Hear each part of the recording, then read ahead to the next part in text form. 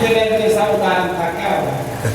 कटहल काटने से पहले हाथ में तेल लगा लिए तो लट्ठा नहीं लगेगा। उसी तरह मरने से पहले भक्ति करेंगे, जमुआ का डर नहीं लगेगा। बोलिए श्री जो लट्ठा है वो नहीं लगेगा।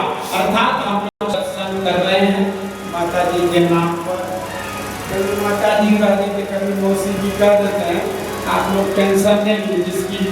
जिसकी बहन होगा वो बहन भी समझिए, जिसकी नानी होगा जिसकी दादी होगा वही समझिएगा। क्योंकि एक ही पुरुष एक ही महिला पर, संपन्न पुरुष संपन्न महिला पर दुनिया के सब रिश्ता उस पर लागू हो गए। तो संदीप बाबा भी कहीं गए थे, लौट के आ गए और मेरे पास टाइम लिखने का खाली नहीं, कितना बजा नहीं बजा जल्दी कहिए।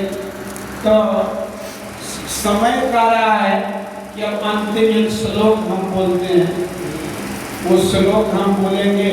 और हमारे पास गायक सब है, ये लोग भी अपने पिटारा से कोई सोहर कोई संगम ये सब निकाल के रखे, गुनगुनाते रहे। जैसे इनकी बारी आएंगे उससे आप एकदम छा जाइएगा लोगों पर, है?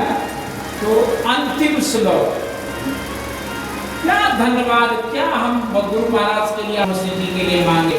वो तो भजन थी अपने घर के कहा कि संत मुए का रोइए, सत्संगी मरे क्या रोइए, रोइए जो अपने घर जाए और रोइए साकट बाप जो हाथों हाथ बिका। अरे रोइए तो उस इंसान के लिए अभी तक सत्संग के हवा भी नहीं लगी। सत्संग क्या है, ध्यान क्या है, उसके लिए रोइए कि इस भूले भटके वाला को, शराबी को, कबाबी को, जुएरी को, नशेड़ी को, किसी तरह इसका मन फिर कर सत्संग, उसके लिए रोइए ना।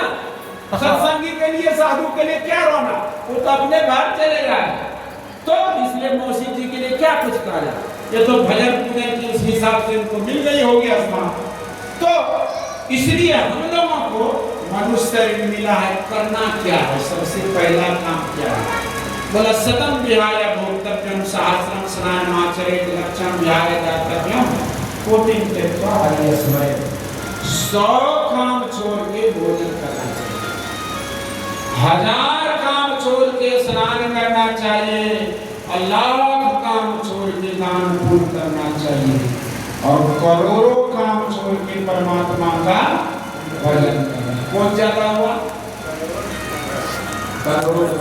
मतलब देखिए हमारे संत मत के सत्संगी और भी लोग एकदम सुबह सुबह, कोई तो 3 बजे, कोई 4 बजे, कोई सुबह सुबह सूर्य उदय से पहले उठ के भगवान के भजन में लग जाते। मतलब करोड़ों काम, संसार के काम करने से पहले परमात्मा का भजन करते हैं, फिर कुछ दान पुण्य करते हैं, स्नान करते हैं, पूजा करते हैं, और एवं प्रकार से सब कुछ करते हुए अपना जीवन यापन करते हैं।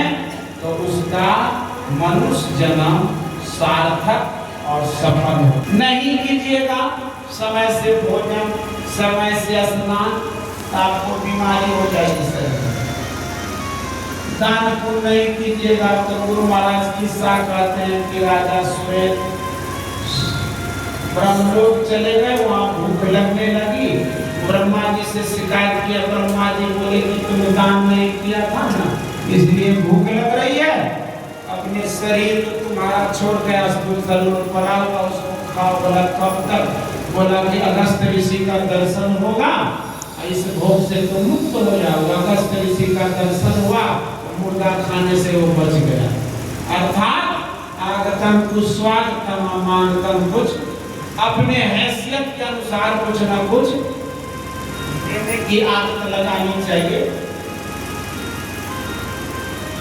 और करो काम, सब दुनिया के सब काम करने से पहले हाथ पैर धोते, थोड़ा सा भजन करिए, ध्यान। सत्संगी लोग ब्रह्ममुहूर्त में उठ के कुछ जप करते हैं, कुछ ध्यान करते हैं, और इसी तरह करते रहे, आदत लग जाएगी ना।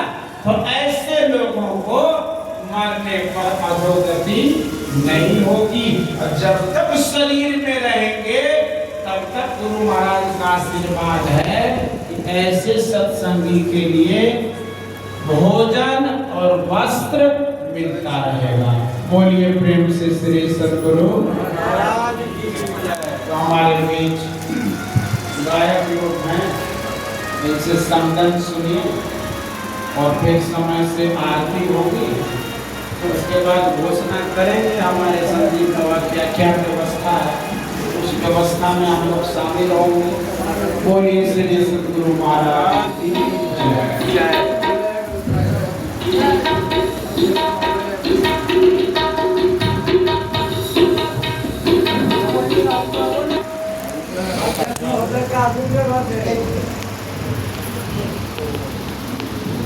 थोड़ा सा ले ले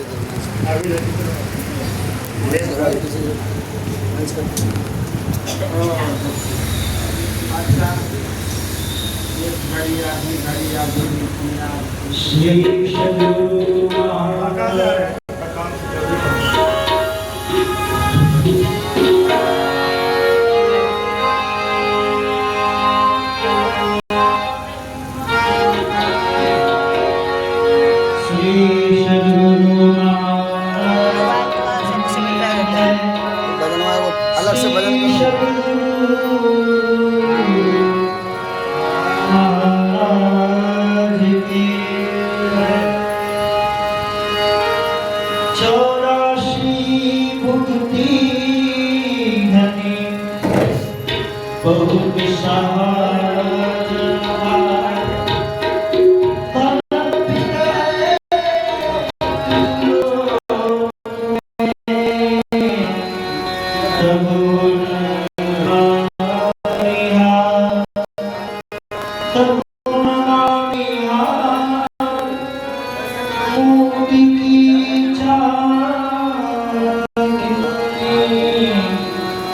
तेरा